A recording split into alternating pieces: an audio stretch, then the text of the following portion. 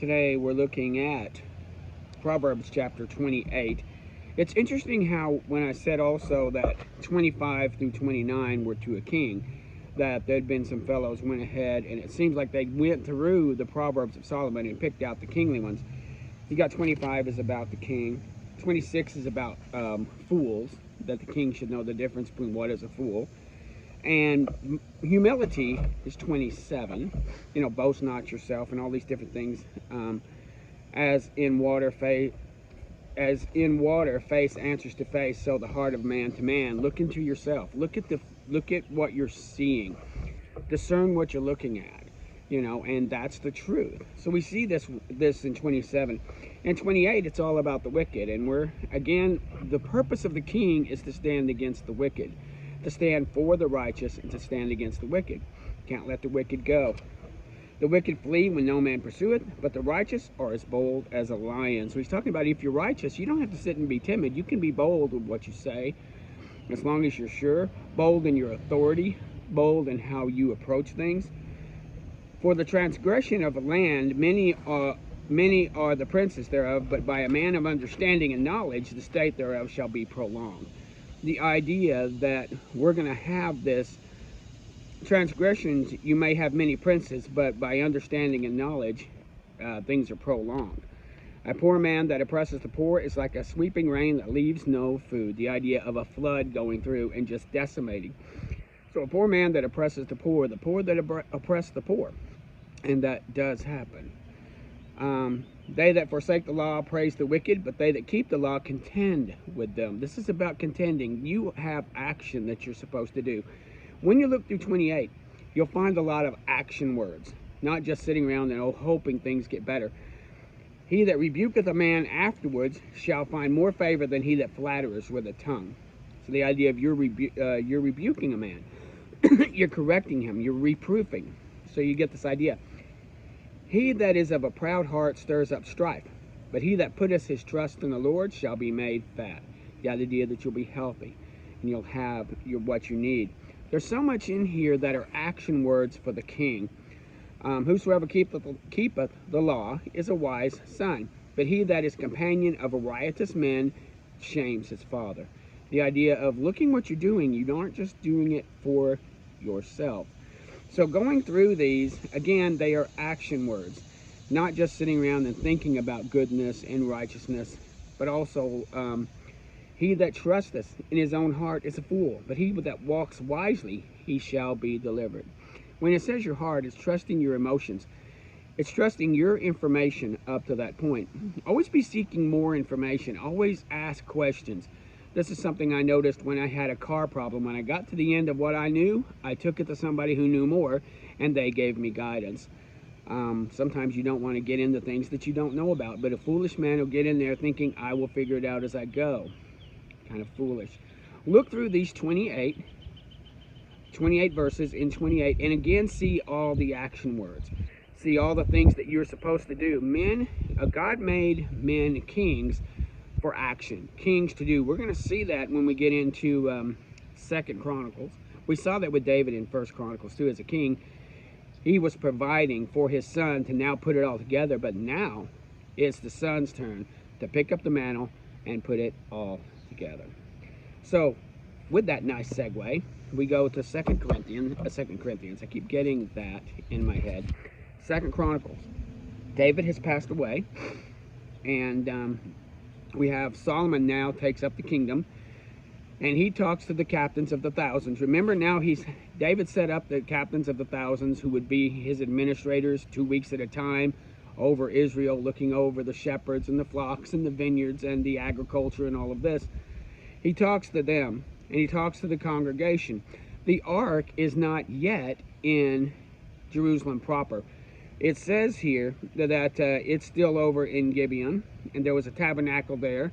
It's the one that Moses had made. Remember, Moses made a tabernacle, a small one, before he made the big one to go and meet with God. So there's been a small tabernacle made. It was the same one, same type as Moses made, that first one. And it says here that there was a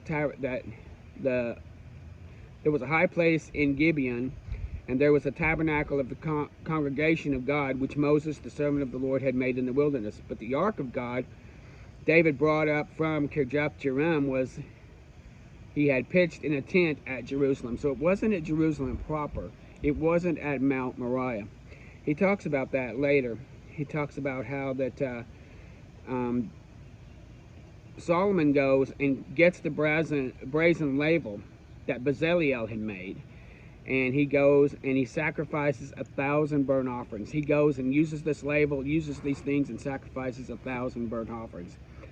And so he's really getting into the consecration and really loving God in taking care of sin issues, and also the fellowship offerings and first fruit, the burnt offerings, the trespass offerings, really kind of cleaning up. But also these fellowship offerings, the meat would go to the Levites, and even the people would participate, you know, in that. So he went up to the brazen altar before the Lord, which was at the tabernacle of the congregation. This was not at Mount Moriah. And that night God appeared to him and said, "Ask me." This is the famous ask me thing. I'm going to go into things here in Chronicles that we covered in Kings. I'll try not to get too detailed, but it's good to see this it's been brought to us again, that we might look at it again. One thing I did notice in 2nd Chronicles, you're going to find that everything in 2nd Chronicles is about the kingdom of the southern kingdom. We don't even talk about the northern kingdom. None of those kings, Ahab and all the problems that they had there. This is purely the southern kingdom. We go from Solomon through Rehoboam and then down that list. If you remember that piece of paper that I showed you, that it showed the list of the kings that went down from Solomon, Rehoboam, Abijam. Then you had Asa, and you had Jehoshaphat. Then you went down through Joram. Then you went through Azariah, Amaziah, Jotham. And I'm kind of working with them from memory here. I had that piece of paper with me.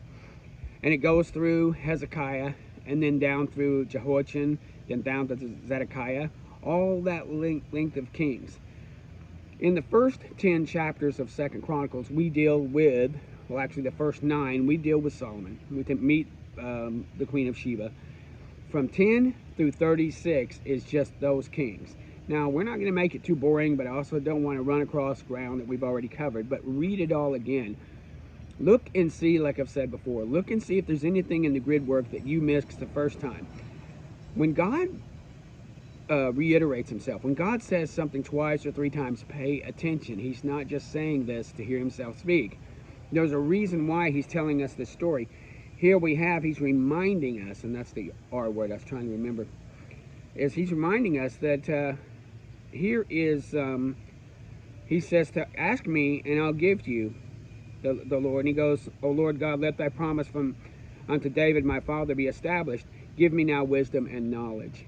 It's interesting how in our readings here, we went from Psalms to Proverbs, which is all about wisdom and knowledge, and now we're dovetailing with 2nd Chronicles 1, where he's asking for wisdom and knowledge.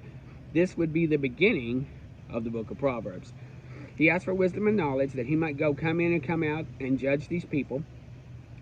And God says, because you didn't ask for riches or honor or long life or your enemies to be put at you, you've asked for wisdom and knowledge. I'm going to give you this, and I'm going to give you these other things too.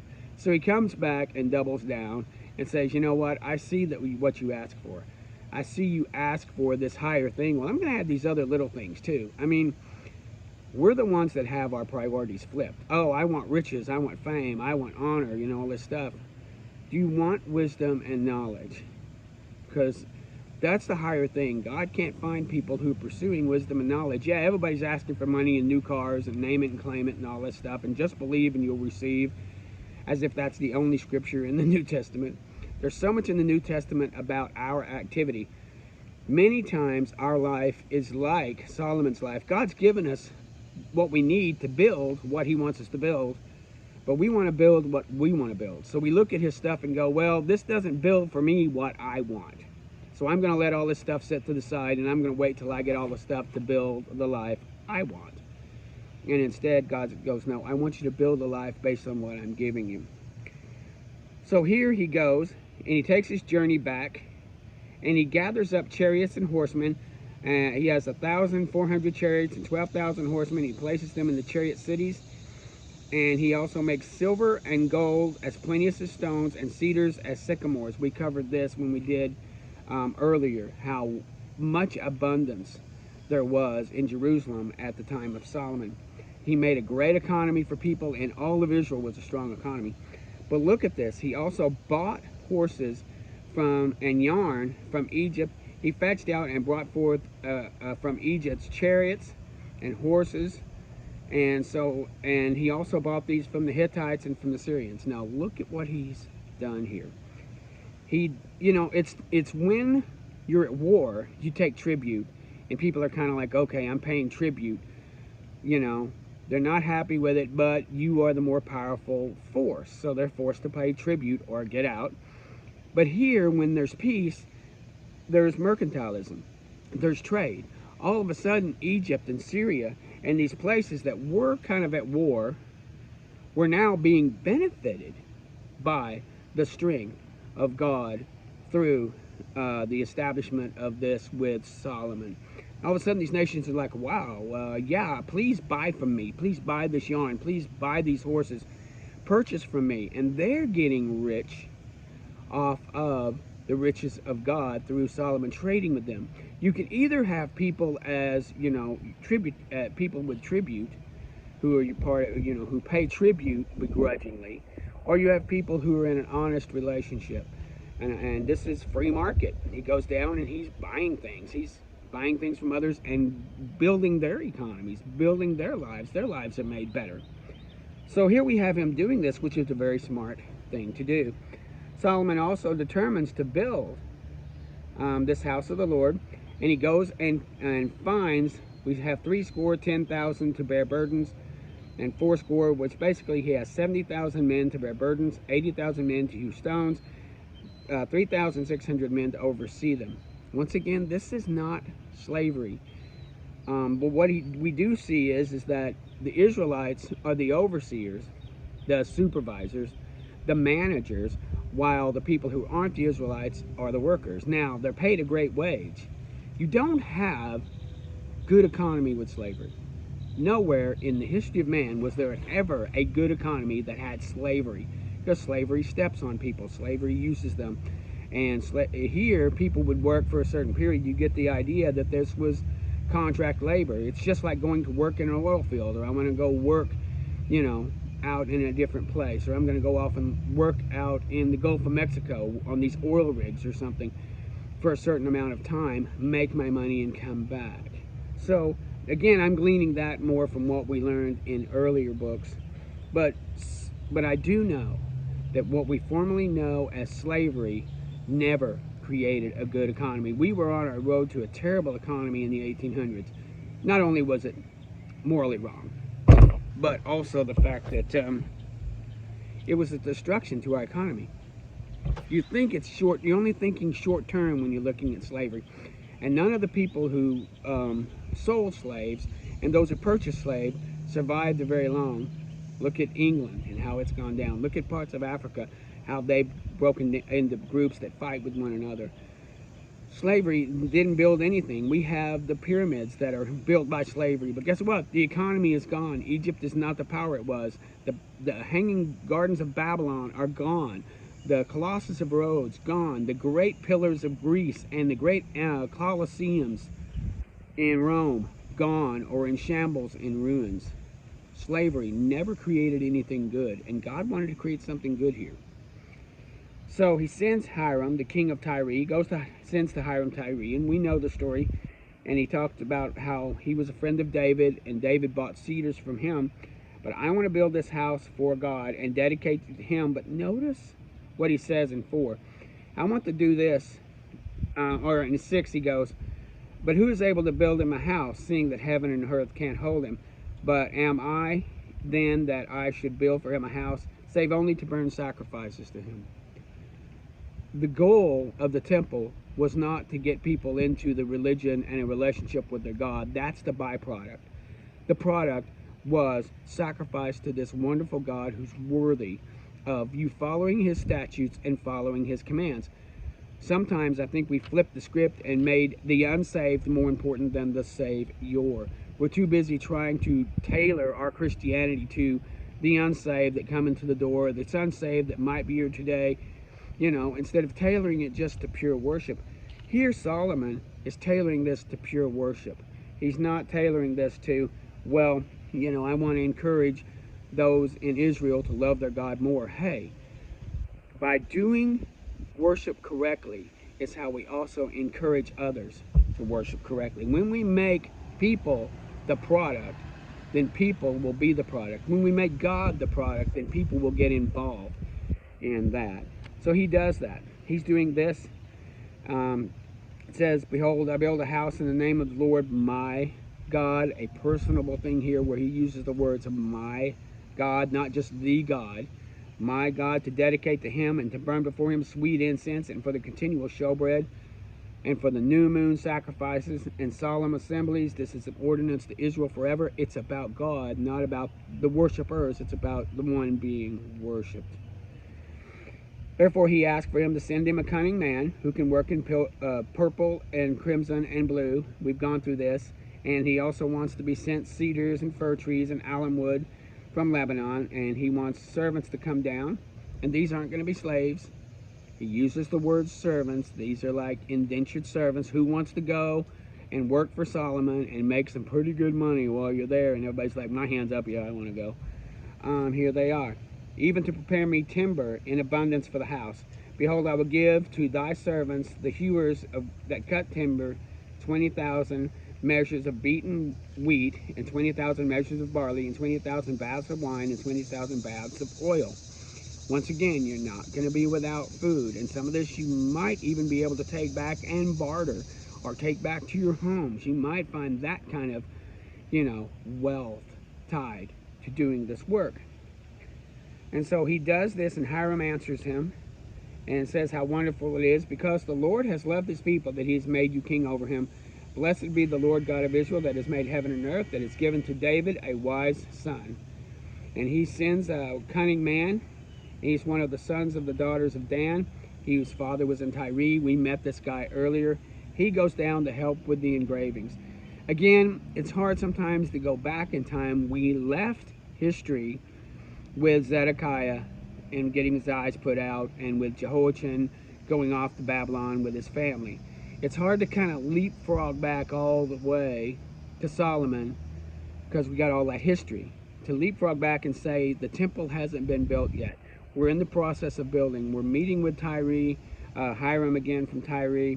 We're talking about these servants that are going to build. And also when Israel is building as the supervisors, they're not with the whip making sure they work, but they're making sure that it's done correctly. The rocks had to be cut a certain way. The wood had to be cut a certain way. There's a certain way that things needed to be done that a supervisor should oversee and say, okay, we want this stone cut like this and done like this. We need this stone cut like this and done like this. They made the temple in pieces to be put together at Mount Moriah. It's interesting also, he mentions Mount Moriah in here, that he's going to build it at the place. Remember when David counted the people, and even Joab saw that it was sin, and then the sword of the Lord, he chose the sword of the Lord, and it went through with pestilence. And the place where wrath and mercy met is where he's putting the Ark of the Covenant, Mount Moriah. It's very poignant and interesting. He didn't just pick a corner. The place where wrath and mercy met is where he put the Ark of the Covenant. So we see that Hiram's got this going. He's working with Solomon. Solomon is going to give these people, their servants. The overseers are not to beat the people. They're to make sure that it's done correctly in accordance with the law, in accordance with the law of Moses. And they shall cut out the trees, and they're going to float them down to Joppa. And he numbered all the strangers that were there, and he found there was 150,000. Over 150,000 men. So he set them in 70 bearers of burdens and 80 bearers of hewers of wood. So again, he looked to see what he got, see the people that he had, and he put them to work. But I'm believing, like I said, that they were paid well. This was a good economic move for them. If you want to make some money, go down and work there. I mean, you can either work there for Solomon, or you can do the same work for somebody else and make less wages. And again, I think that this economy under Solomon also helped all the nations around them. They weren't going to be at war. Having a strong economy, but also notice he bought chariots and he had charioteers. He had a strong military, just in case. When people see a strong military and a strong economy, and you're willing to buy from them and trade with them, you are a superpower. Solomon made Israel, by following God, the superpower that God is a superpower. And anyone who follows him is going to be a superpower. So here Solomon is making the superpower, and it benefits until Solomon turns away. And we're going to see that later.